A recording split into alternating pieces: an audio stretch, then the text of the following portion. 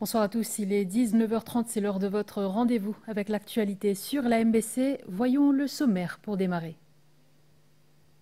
Crash d'un avion d'Air India à l'aéroport d'Ahmedabad en Inde.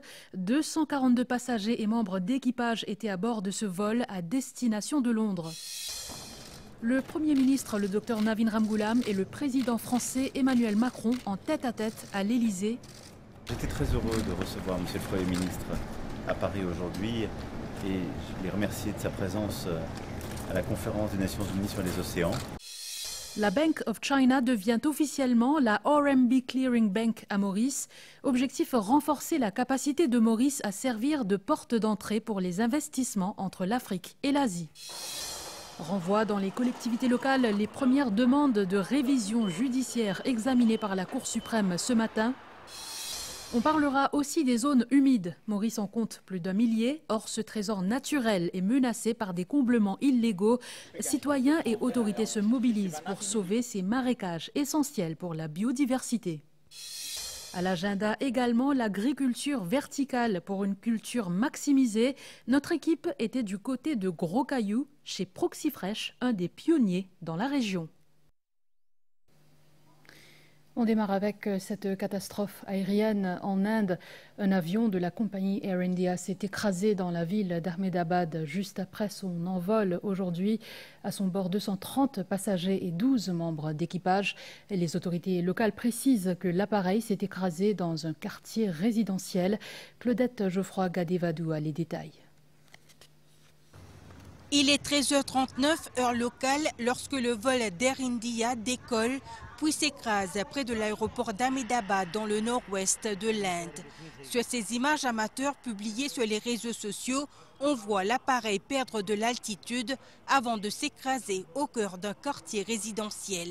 Le pilote aurait émis un appel d'urgence avant le terrible accident.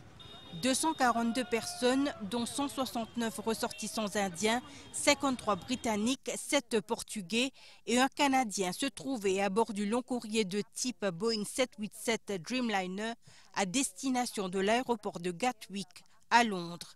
Des équipes médicales sont rapidement envoyées sur le site. Des centaines d'habitants se mêlent au secours.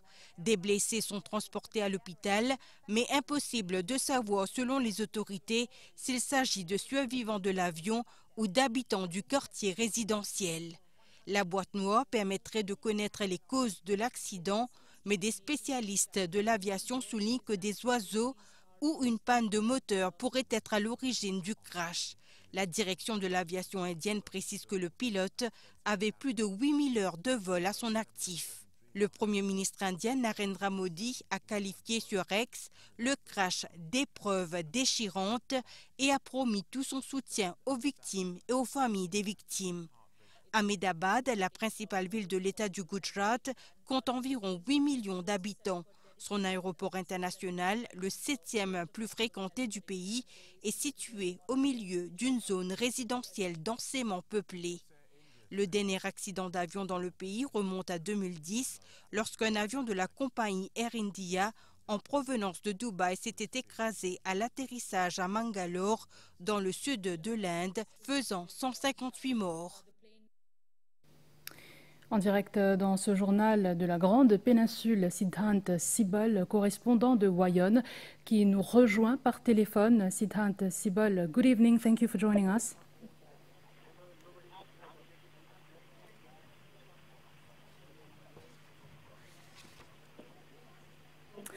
Siddhant Sibal, donc le correspondant de Wyon, qui nous rejoint par téléphone. Siddhant Sibal, good evening. Good evening. Thank you for joining us. It is around 9 p.m. in India. What is the current situation in Ahmedabad? Today was a day which was tragic. It's a national tragedy for India. Now, we know that there have been dramatic developments coming out of Ahmedabad. The accident happened in Ahmedabad, in the western state of Gujarat. Now, the authorities have confirmed over deaths of over 200 people, but there is one lone survivor from the accident, and we know that the authorities are right now doing a lot of relief and rescue operations, because remember, the plane crashed in a residential area. So there are casualties on the ground as well. But this is one of the worst aviation disasters that has happened in India. And essentially, there are now growing calls of investigation. It is natural that there will be an investigation as well, given the scale of the tragedy. And even at this time, we know that global outpouring have been coming. Now, essentially, 3 countries have been impacted directly. One is UK with over 50 citizens on board, Portugal with 7 citizens, and Canada with 1 national.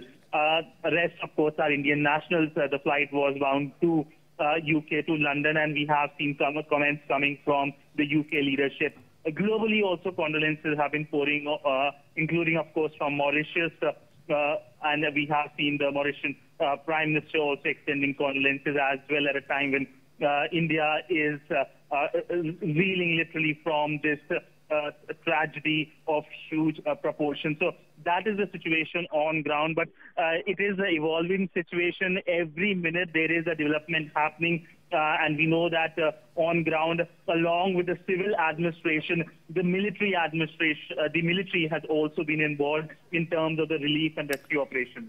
So do we have also more details on casualties, for instance, from the residential areas where the plane crashed, and who are injured? Well, as of now, there hasn't been any comment from the authorities as to the casualties on ground, but the plane crashed in an area which was an hospital area. So there are casualties which authorities have confirmed without giving the number. But in terms of the casualties from the plane crash, 1 of 41 people are feared dead in the plane crash, with 1 sole survivor. And what are the facilities or help being provided to support families who have been affected by the incident? Well, in every way possible.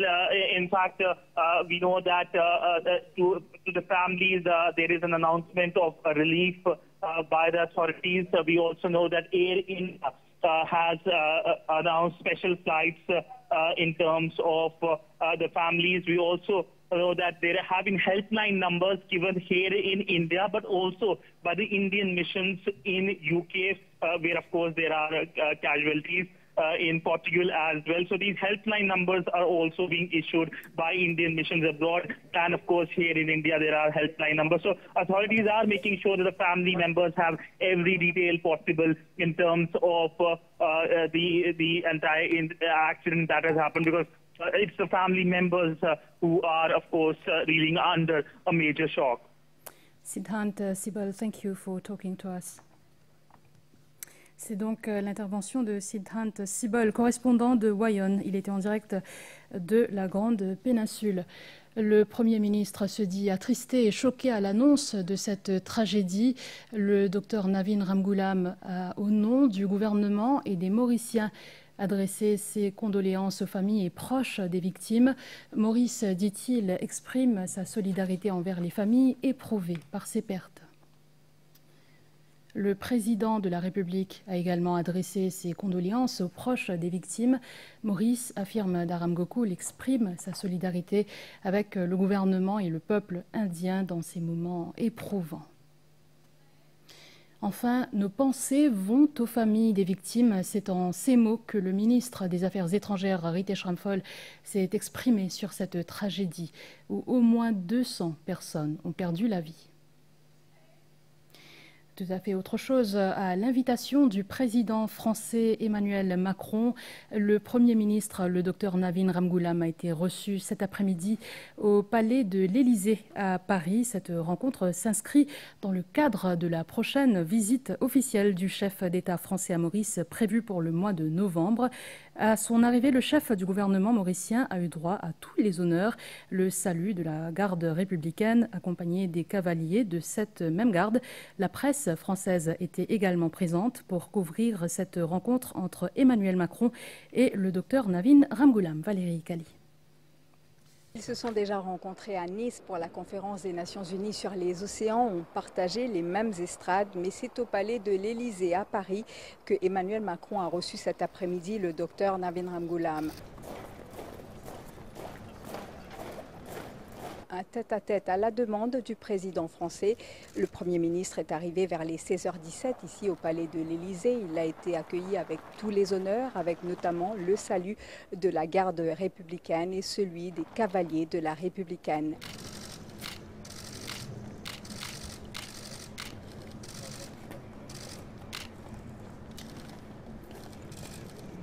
L'échange entre les deux hommes aura duré quelques 45 minutes. Il a notamment été question de la prochaine visite du président français à Maurice. C'est prévu pour novembre prochain.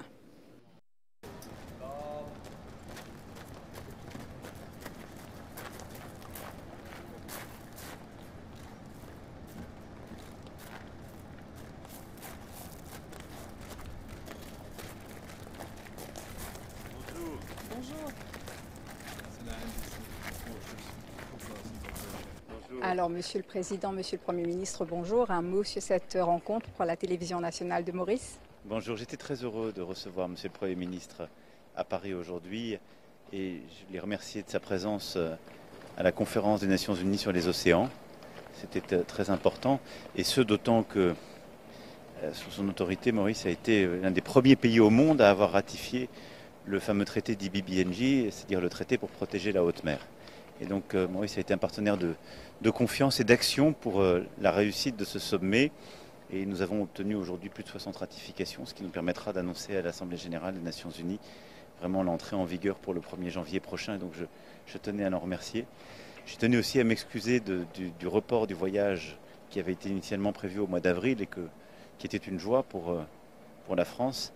Mais les obsèques du très Saint-Père nous ont conduit à le déplacer. Donc, à l'invitation de Monsieur le Premier ministre, je reviendrai dans les prochains mois avec beaucoup de bonheur. Et puis nous avons pu évoquer toutes les questions de coopération bilatérale en termes de lutte contre les trafics, de sécurité, en termes éducatifs, en termes économiques. Et puis notre volonté de continuer à renforcer la coopération régionale. Nous avions eu l'occasion d'en parler lors du sommet de la COI à Madagascar il y a quelques semaines.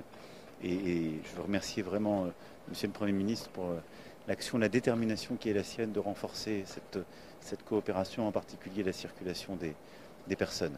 Voilà, donc c'est pour moi un très grand plaisir aujourd'hui de recevoir Monsieur le Premier ministre, de lui redire mon amitié, mais aussi l'amitié entre nos deux pays. Merci beaucoup. Comme son Excellence le Président vient de le dire, au fait, c'est le Président Macron qui m'a dit que c'était très important de venir à cette conférence à Nice. Parce que mon prédécesseur n'est pas allé 2 fois, à 2 reprises, il a raté. Et c'est une conférence très importante. Nous avons une ratification aujourd'hui pour la pollution dans les mers, plastique. Ça a été 95 pays, je crois, Monsieur le Président. Exactement. On signe. Et puis ça, le deuxième traité, et c'est grâce à l'effort du président français, le président Macron, que les pays ont décidé de ratifier, de signer, ont pris des engagements pour ratifier. Maurice a été le 6e pays ratifié. Il y a plus que 60, je crois. Donc ça a été très bien. Et puis on a parlé de d'autres sujets bilatéraux. Je suis heureux, je peux annoncer, je pense, Monsieur le Président, que nous avons une école Business School MCCA à Maurice, qui est en partenariat avec l'Académie de la Réunion. Et ça allait cesser. Nous avons appris que ça allait cesser. Et là, Monsieur le Président va essayer de nous aider, qu'on continue les examens qui se font à Maurice pour les techniciens de grade supérieur. Et donc, je pense que ça va... C'est acté même. C'est acté même. Voilà, ça 2.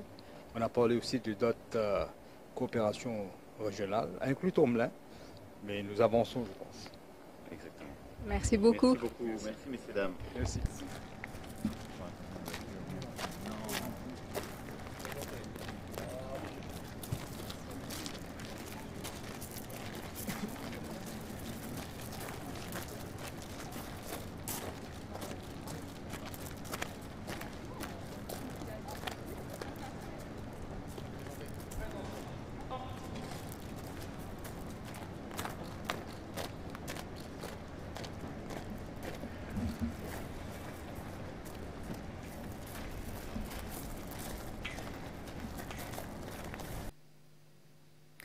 Retour à Maurice, c'est officiel, la Bank of China devient l'institution financière habilitée à effectuer le règlement des paiements en RMB.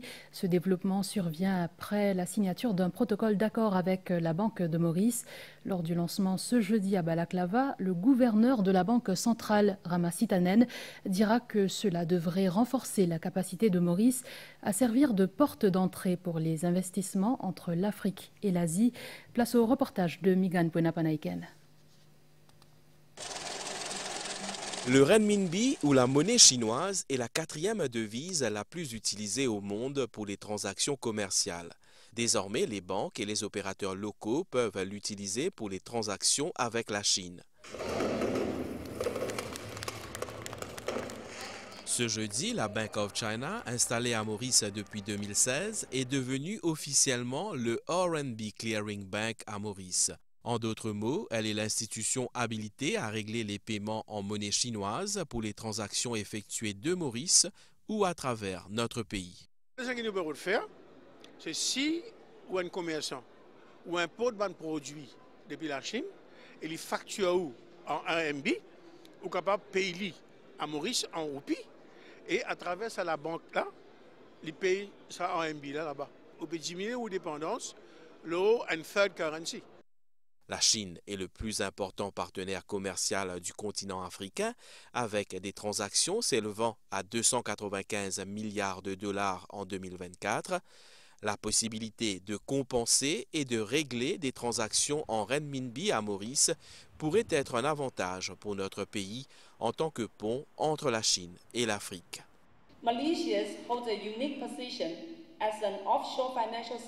Maurice a une position unique en tant que centre financier international et porte d'entrée pour les investisseurs ciblant l'Afrique.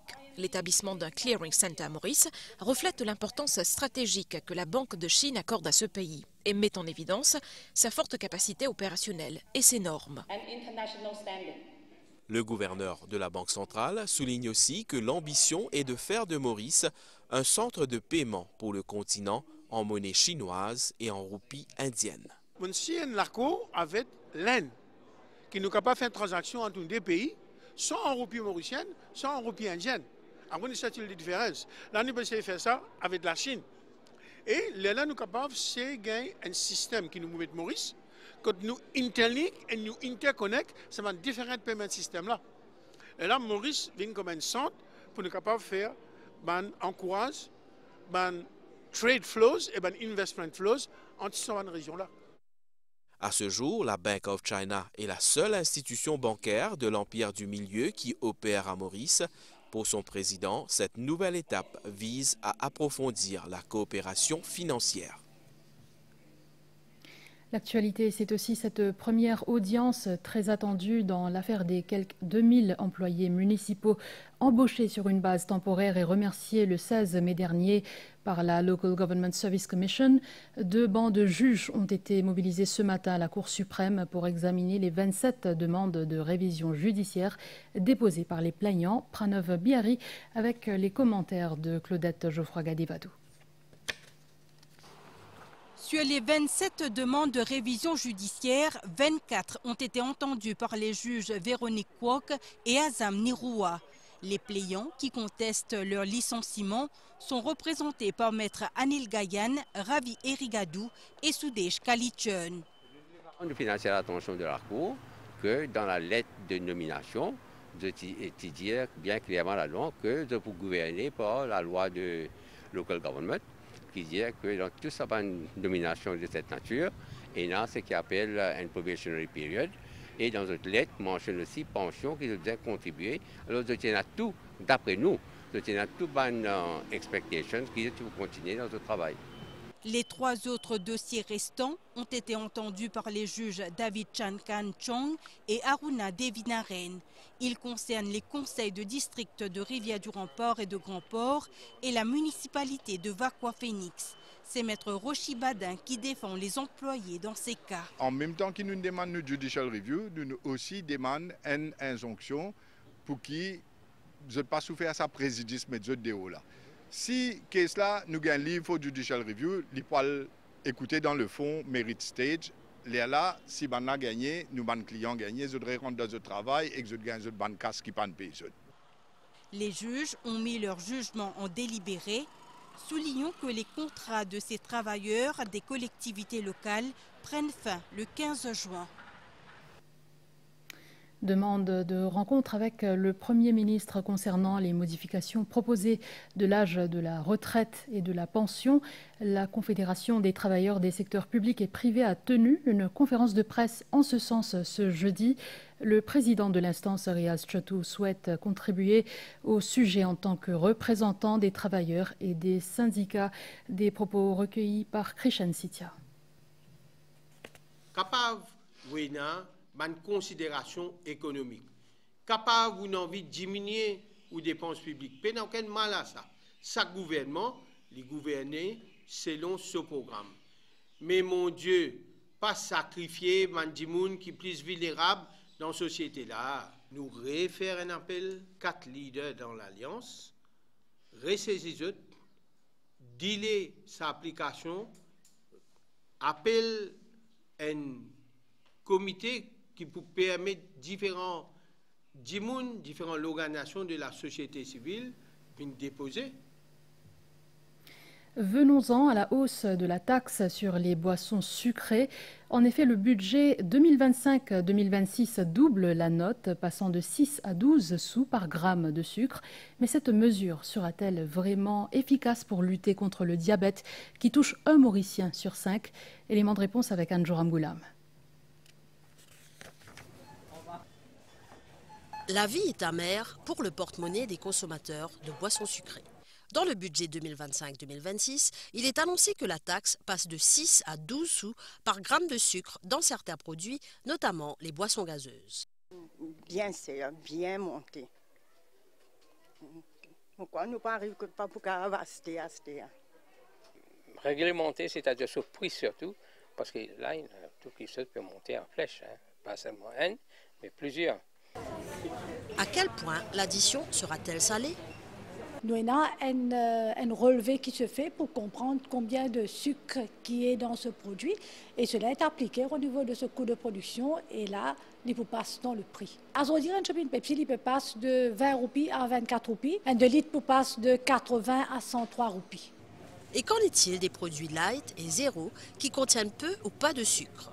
Tout le monde boisson zéro, n'a aucune augmentation de prix.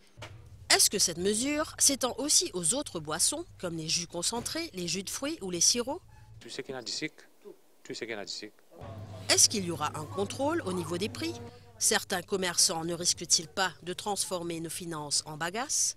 Un importateur les recommande un prix. Nous disons une boisson gazeuse, 100 roupies.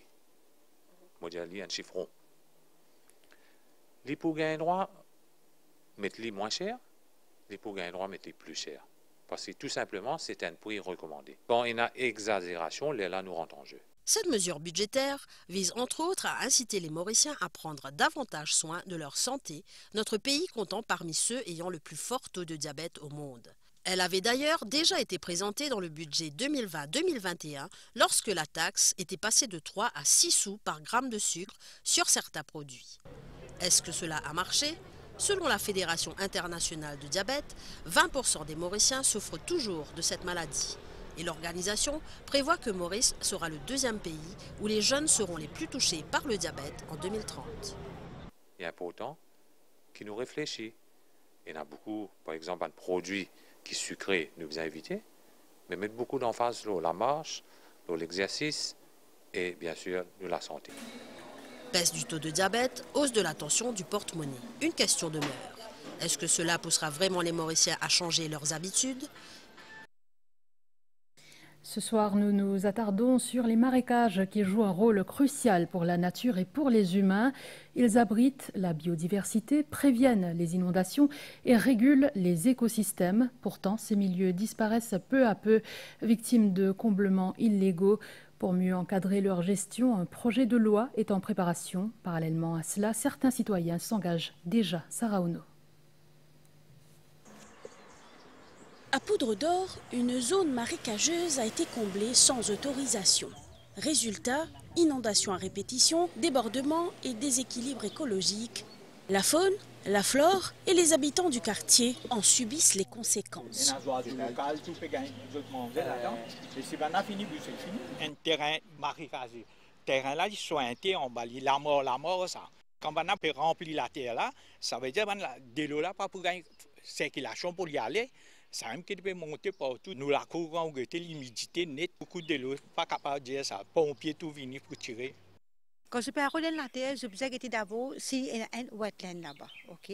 S'il y a un wetland, je besoin d'aller en tête qui wetland, pas gain droit comblé, pas gain droit construire l'eau un wetland. Nous besoin landscape nous besoin protéger nous besoin improve pour les faire sa fonction bien. Si nous trouvons coupables, pour mettre un stop order pour arrêter le travail tout de suite, pour la manne pour besoin payer. Si on backfill un wetland ou même on besoin at your own cost, retire ça man débris qu'on met le wetland là et restaurer aussi. Rares sont ceux qui les préservent en développant leur terrain. À Grand B, Robert Maujean, lui, a choisi de sauvegarder cet écosystème sur ces 2 arpents de terre achetés il y a 35 ans. J'ai acheté le terrain, environ 2 arpents, en 89. Et j'ai attendu patiemment parce que c'était un terrain donc agricole. Et j'ai planté entre-temps. Il n'y avait pas un seul arbre sur ce terrain. Je voulais être au bord de l'eau aussi. J'avais trouvé ce terrain. Je savais que je ne pourrais pas construire sur au moins 20% du terrain et que ça allait pouvoir être habillé par des arbres. La plupart des gens ne comprennent pas que la santé de la population repose énormément sur le fait que la bonne santé des wetlands. Ce respect exemplaire d'un marécage en milieu privé lui a valu l'accréditation du National Ramsar Committee, qui évalue, encadre et reconnaît les efforts de protection et de gestion durable des zones humides à Maurice. J'ai choisi d'habiter un endroit où je ne pourrais pas construire énormément. Il faut garder 30, 35 mètres, 40 mètres, mais c'est avec joie que je le fais. En attendant l'adoption du Wetlands Bill, le National Parks and Conservation Service redouble d'efforts pour sensibiliser les propriétaires fonciers à la valeur de ces terres humides. On enchaîne avec l'agriculture verticale. Cette méthode exploite l'espace en hauteur et réduit la quantité de terre nécessaire à la culture. Elle est généralement utilisée dans des espaces autonomes comme des gratte-ciels et des entrepôts. Pour en savoir plus, Soumera Oukbarali s'est rendue à Proxifresh à Gros Caillou.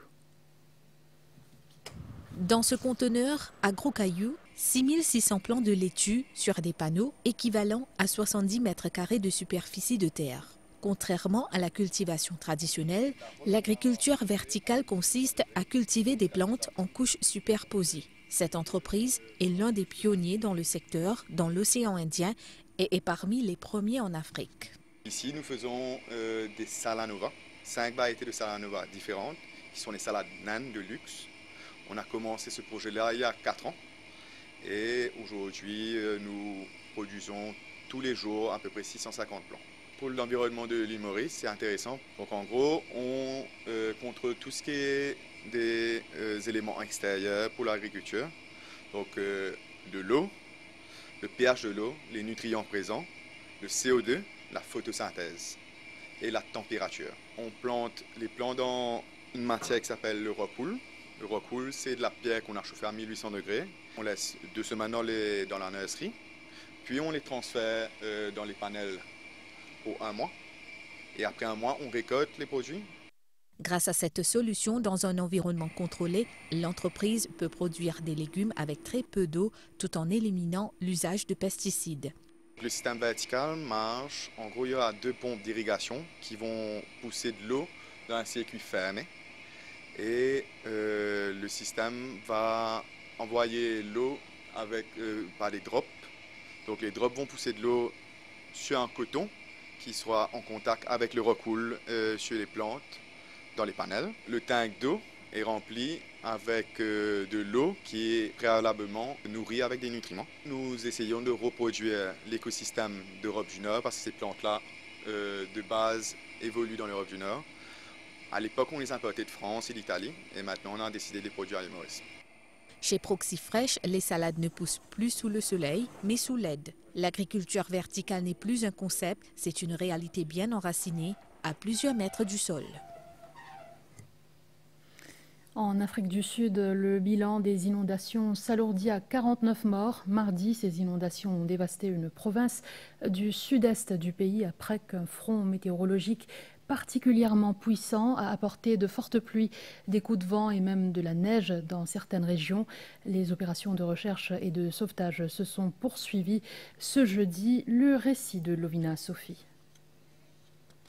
Un désastre climatique d'une ampleur rare secoue plusieurs régions de l'Afrique du Sud. Les quartiers autour de la ville de Mtata ont été particulièrement touchés.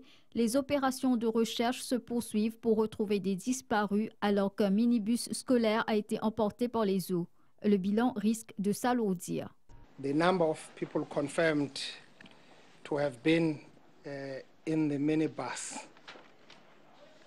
It's 13 learners with 2 adults, the driver and the assistant to the driver. Sadly, 4 of those learners have been confirmed to be deceased, together with the driver and the conductor of the minibus taxi. 4 learners are still missing, that are still being looked for. Our rescue teams are on the ground. Des centaines de personnes ont aussi dû être accueillies dans des centres d'hébergement d'urgence après l'inondation de leur maison. We were the only ones alive. I won't lie, I'm distraught. I'm heartbroken. We're hearing that the neighbors and relatives did not survive. I am thankful for our lives. It doesn't matter what happened to our home, even though we have no clothes, no food or anything. The children don't even have nappies. Les conditions hivernales extrêmes pourraient durer encore plusieurs jours. Voilà, c'est ainsi que se referme ce journal. Merci de l'avoir suivi. Bonne soirée sur les chaînes de la MBC.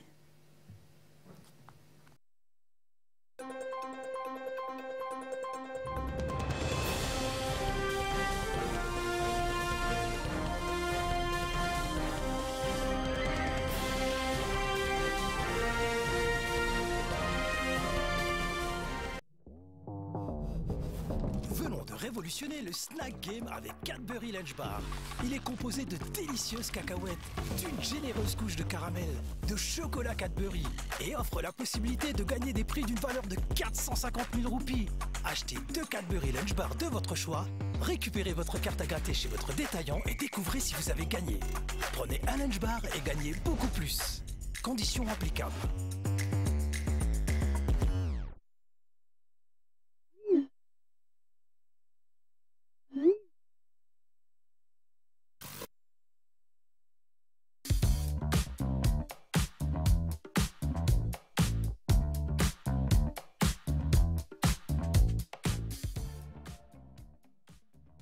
Zame son morikofi, sauce à l'air et sauf molégué.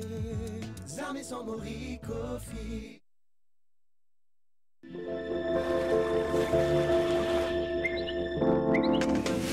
Le vent demeure léger sur notre région. Sur l'animation satellite à Maurice et à Rodrigue, zone relativement dégagée. Et à Agalega, des nuages venant de l'est-sud-est influenceront le temps demain. Sur la carte synoptique, avec l'éloignement de l'anticyclone vers l'est, les isobars sont devenus espacés sur notre région, d'où le vent léger. Prévision pour Maurice, ciel dégagé durant la nuit et demain matin, ensoleillé sur l'ensemble de l'île au cours de la journée de demain. La température maximale variera entre 22 et 25 degrés sur le plateau central et entre 26 et 29 degrés dans les régions côtières. Vent léger et variable, soufflant du secteur sud à environ 15 km/h demain après-midi. Mer agitée devenant graduellement forte demain matin avec des houles du sud-ouest de l'ordre de 2,50 m au-delà des récifs. Les sorties en haute mer sont déconseillées à partir de demain matin. Prévision pour Rodrigue, le temps sera essentiellement beau durant la nuit et demain, la température minimale variera entre 16 et 20 degrés. Demain, la température maximale variera entre 25 et 28 degrés. Vent du secteur est à environ 30 km/h avec des rafales de l'ordre de 60 km/h dans la soirée, s'affaiblissant graduellement durant la nuit. Le vent sera léger et variable demain, mer forte au-delà des récifs avec des vagues de l'ordre de 2,50 m s'améliorant graduellement durant la nuit. Les sorties en haute mer sont déconseillées pour ce soir. Prévision pour Agalega. Le temps sera essentiellement beau durant la nuit. La température minimale sera d'environ 24 degrés. Période nuageuse demain avec des averses par moment. La température maximale sera d'environ 29 degrés. Vent du sud-est à environ 25 km/h se renforçant demain avec des rafales sous les averses. Mer agitée avec des vagues de l'ordre de 2 mètres.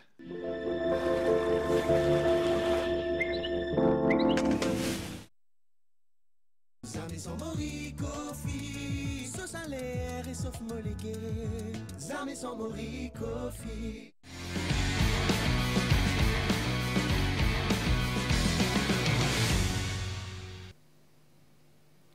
Bonsoir et merci d'être avec nous. Deux jeunes espoirs de l'athlétisme mauricien s'apprêtent à défendre les couleurs nationales sur la scène continentale.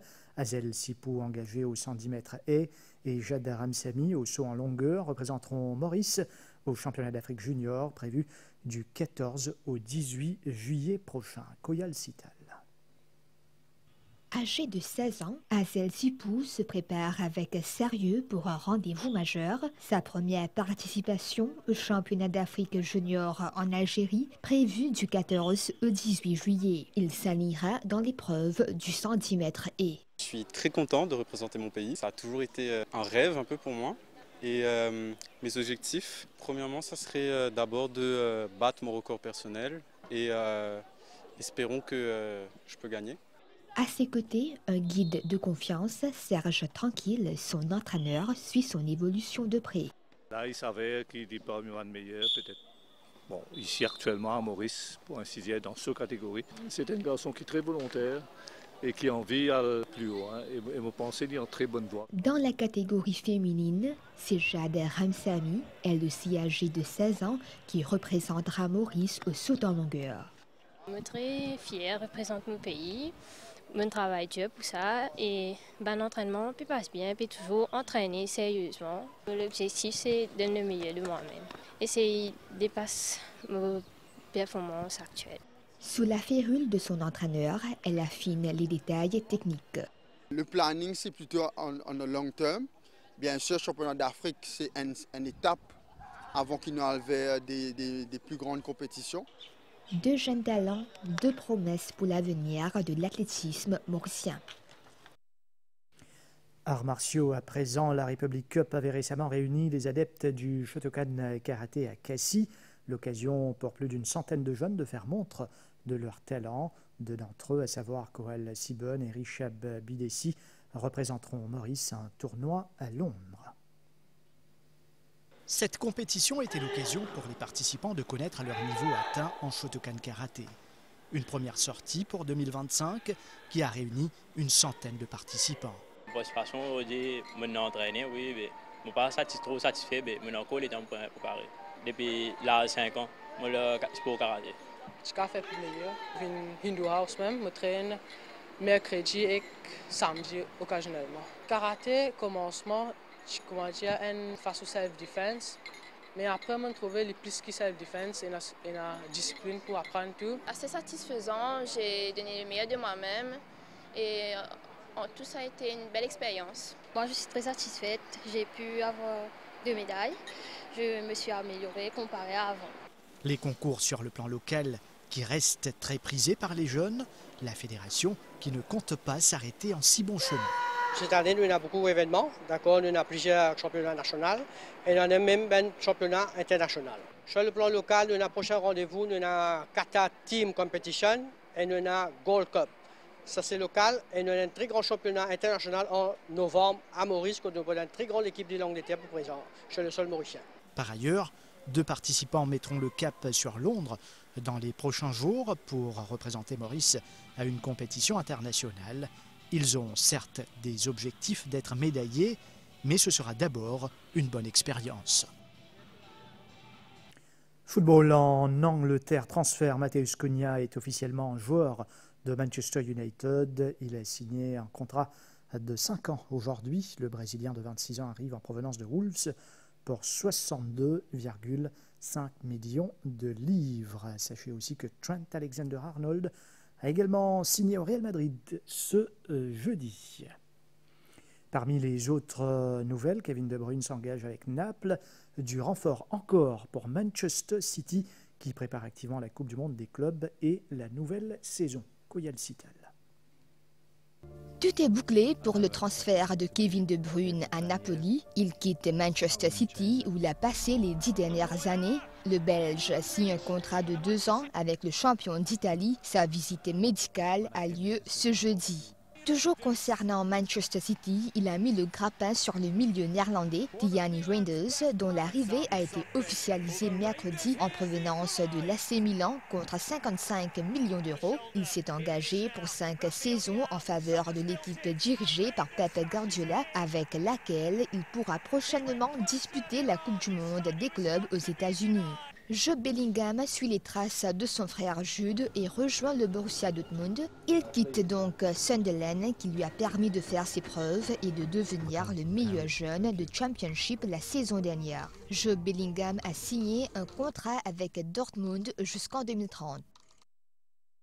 La Coupe du Monde 2026, 13 pays déjà qualifiés. Nous sommes à 1 an de l'événement qui se tiendra du 11 juin au 19 juillet 2026 aux États-Unis, au Canada et au Mexique. 3 nouvelles nations ont validé leur qualification, l'Australie, le Brésil et l'Équateur. Elles rejoignent les pays hôtes ainsi que l'Argentine, le Japon, l'Iran, la Corée du Sud, l'Ouzbékistan, la Jordanie ou encore la Nouvelle-Zélande. 35 autres places sont à prendre.